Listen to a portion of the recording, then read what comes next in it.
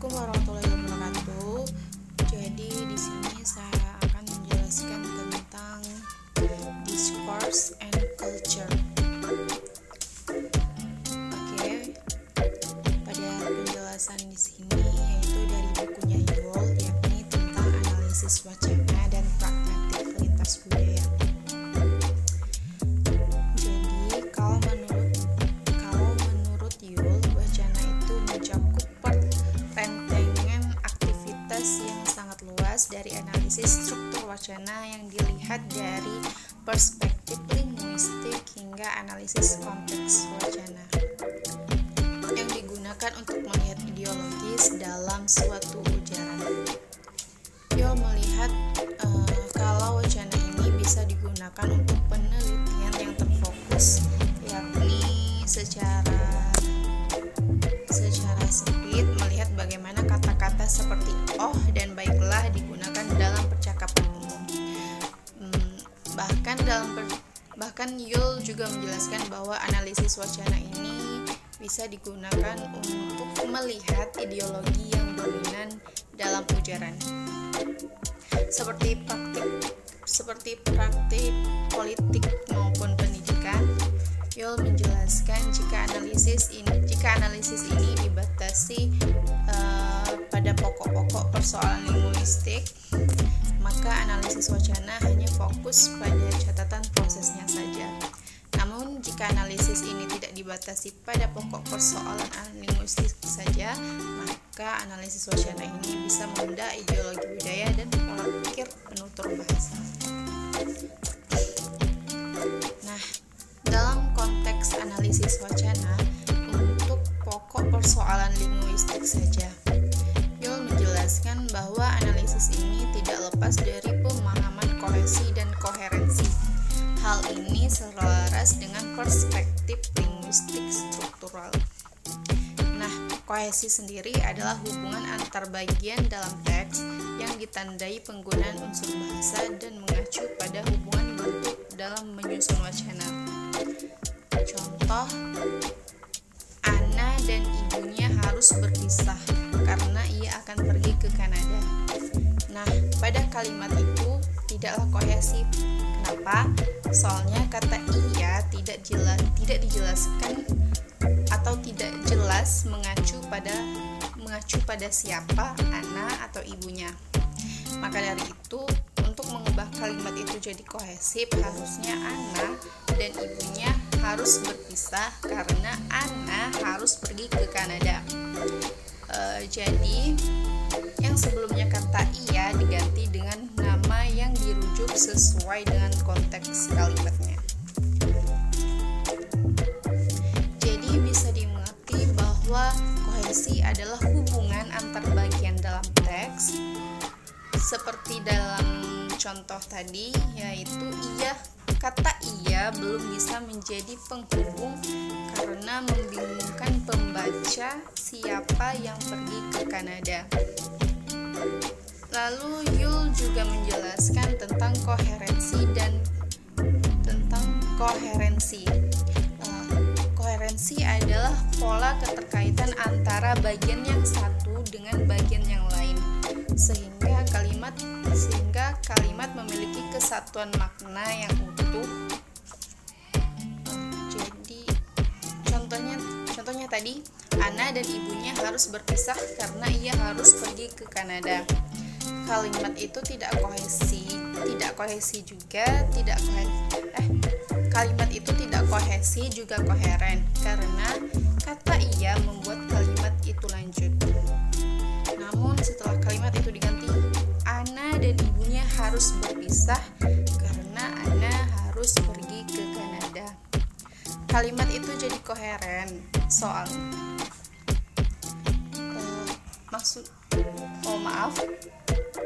Namun setelah kalimat itu diganti, Anna dan ibunya harus berpisah karena Anna harus pergi ke Kanada. Kalimat itu jadi koheren, soalnya pembaca dapat paham dengan konteks kalimat itu.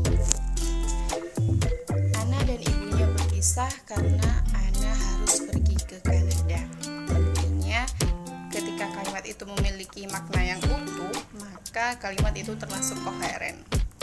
Nah, di sisi lain, sedikit tambahan tentang kohesi Yule ini, tapi tidak dalam buku Yule, tapi penjelasan kohesi Yule ini dari tulisan bersama Yule dan Brown.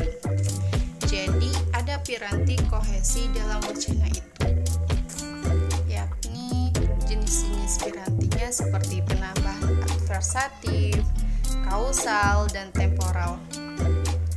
Penambahan sendiri ada dan, atau, selanjutnya, senada, dan lagi. Lalu adversatif ada tetapi, namun, di satu sisi, dan meskipun demikian. Lalu kausal ada sehingga, akibatnya, untuk itu, dan piranti kohesi temporal ada kemudian. Setelah itu, beberapa jam kemudian, pada akhirnya. Lalu berikutnya Yule menjelaskan dalam bagian wacana ini ada yang namanya pengetahuan latar belakang. Maksudnya, kemampuan untuk melakukan penafsiran otomatis terhadap suatu yang tidak tertulis dan terucap karena berdasar pada struktur pengetahuan awal yang ada. Contohnya, apartemen for rent $500, 763 strip 6683. Nah, pada kalimat itu konteksnya ada pada public iklan. Maksud dari pengetahuan latar belakang ini, Yule menjelaskan bahwa manusia baik penutur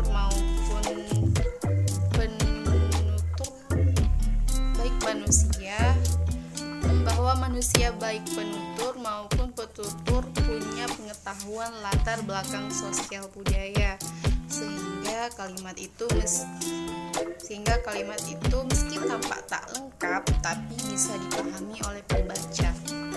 Yakni ada apartemen disewakan harganya $500 per bulan.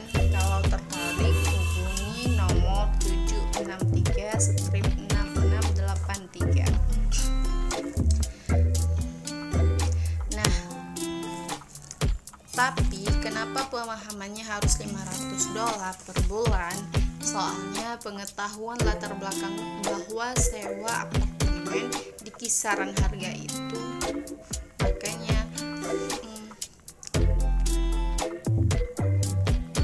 soalnya pengetahuan latar belakang bahwa sewa apartemen di kisaran harga itu, makanya $500 langsung bisa dipahami sebagai biaya sewa per bulan.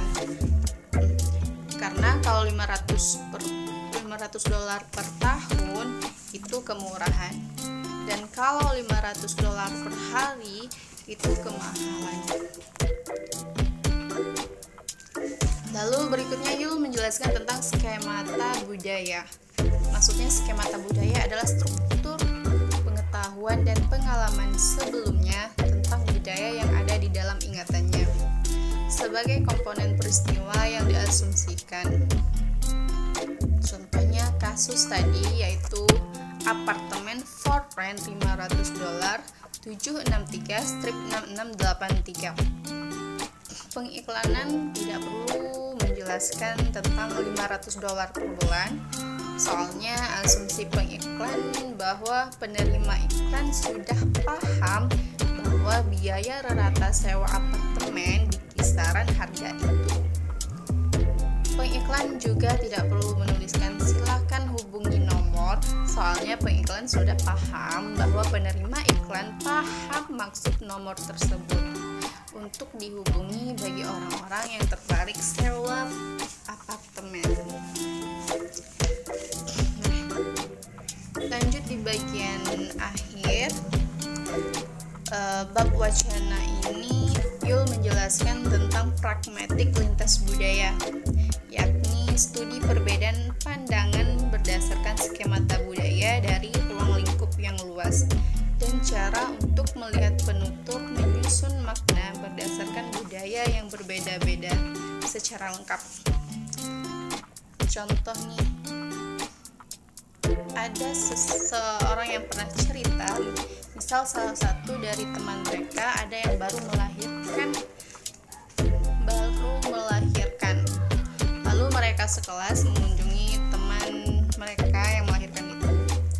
Maklumlah ya, tradisi orang Indonesia. Dan salah satu teman mereka ini tadi ada orang Korea asli. Dia sedang pertukaran pelajar ke Indonesia. Mereka mengajak temannya ini tadi untuk mengunjungi teman yang baru melahirkan itu. Singkat cerita, bahwa saat mereka tiba di rumah temannya ini tadi, mereka melihat anaknya itu lucu. Melihat hal itu, teman mereka yang dari orang Korea ini tadi nyeplos, "Wah, anakmu kayak anak anjing." Mendengar hal itu, mereka kaget dong seketika anaknya dikatakan anak anjing. Coba beberapa detik mereka terdiam, mencoba menelaah apa maksudnya. Soalnya di situ ada orang tua teman mereka juga tidak enak. Jadi setelah itu mereka mencoba tanya ke teman Korea ini tadi tentang kok mereka itu nanya kok kayak anak anjing gitu.